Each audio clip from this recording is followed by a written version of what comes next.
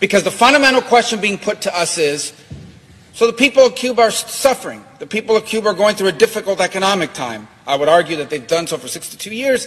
Why don't we get rid of the embargo? It would make life easier for them. And I want to address it. I want to address it especially to those that are not as familiar with this issue.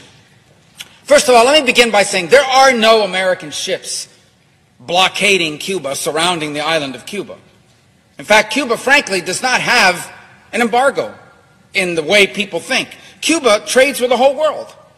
For example, Cuba every year exports $1.2 billion, which doesn't sound like a lot, but it's a lot for an island of 11 million people, okay? They export $461 million to China, $127 million to Spain, $65 million to the Netherlands, $64 million to Germany. This is not a country that's isolated. They trade with every country in the world. They export $5.3 billion a year.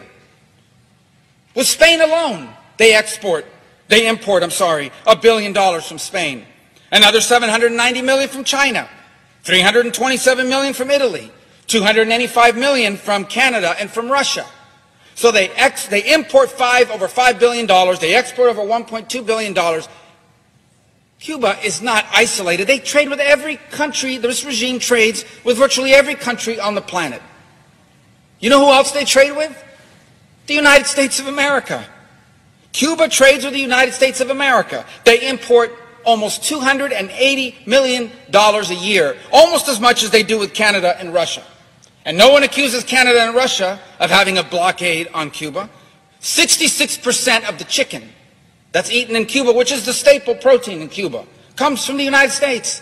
Half their soybeans come from the United States.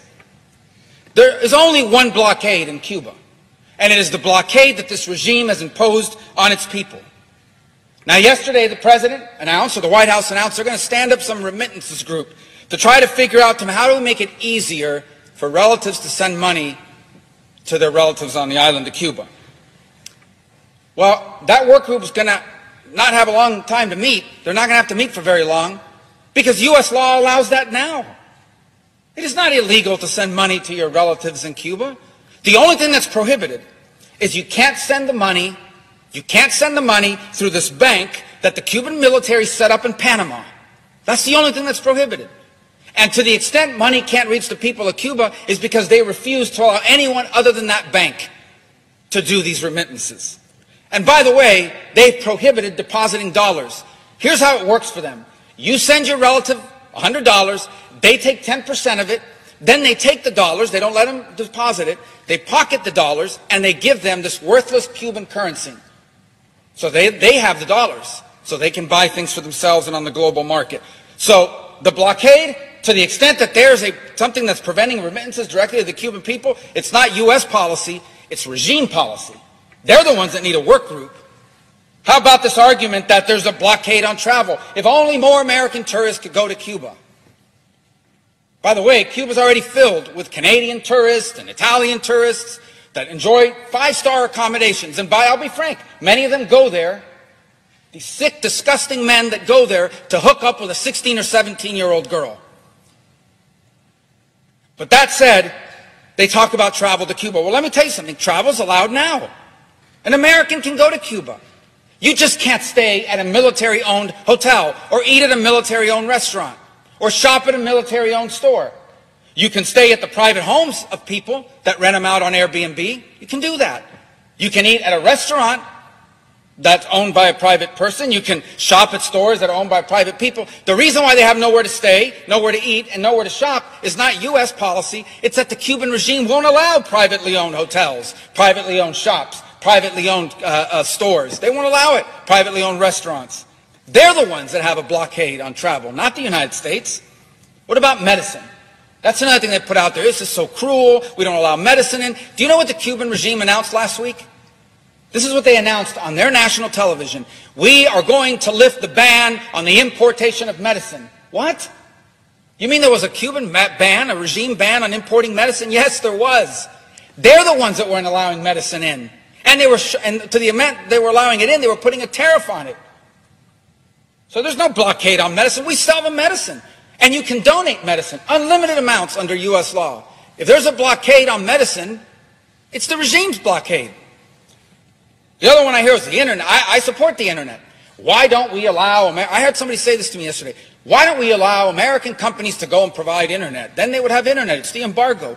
And these people don't know what they're talking about. They literally are just parroting stupid, ridiculous talking points.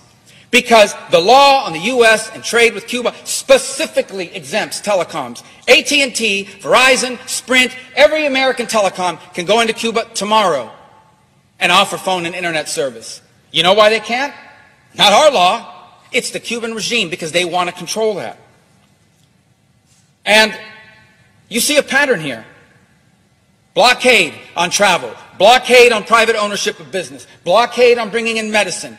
Blockade on bringing in money. Why? Because the Cuban regime wants to control people. They don't want an individual Cuban to have a paycheck that they earn for themselves. They want what little you have to come from them. Because if you don't do what they tell you, they can take it from you. That's what they want. They don't want you to have internet companies offered by AT&T and Sprint and Verizon and anybody else, because they want to be able to shut it off when you're saying things they don't like and things against them. Same with medicine. They use all of these things as a tool. It's hard to fathom because we live here, but they use all of it as a tool. You want medicine? Are you posting stuff on the internet? Are you saying things against the regime? Are you speaking out? Are you not participating in these acts of repudiation that we force people to do? Because if you don't, you're not going to get your medicine. And they certainly don't want the cash flowing around. They don't want independent ownership. They don't want the people of Cuba to have liberty. This is all about control. All about control. And by the way, in the law that codified the embargo, it has a clause that automatically triggers the end of the embargo. And you want to know what this tough standard is that's in the law? Free the political prisoners, free press, free and fair elections, multi-party elections. The regime does those three things, the embargo ends automatically. Automatically. There is no embargo on Cuba. There is an embargo on the Cuban regime, an embargo on the companies they own. Because what they wanted to do is they wanted to take the Obama opening, funnel all that money through their companies. People say their Spanish companies own hotels. They don't own the hotels in Cuba. The regime owns the hotels. These hotel chains that open in Cuba on the beaches, they don't even pay their employees. They pay the Cuban government. The Cuban government pays the employees. Control. So the bottom line is this. Anybody who stands up and says, there's an embargo, there's a blockade by the United States and it's cruel and it's causing all these policies, is one of two things. They don't know what they're talking about and they're just parroting some talking point, or they're liars. That's the only two options. This is not about an embargo. The people of Cuba did not take to the streets, did not have their head cracked open, did not have their kids arrested and put in jail, mothers who tomorrow plan to march in Cuba because they don't know where their children are. Arrested, they don't know where their kids are. They broke into homes, they grabbed 16-year-old boys, they gave them a bat, they said, you're going halfway across the country to beat people up in the street. They didn't stand up against all those things because of an embargo or because they wanted remittances. They stood up because they wanted liberty. Libertad. That's what they wanted. That's what they're telling us. Why don't we listen to them? They told us what they want. They want libertad. They want liberty. And if there are any people on this earth that should understand that, it should be Americans.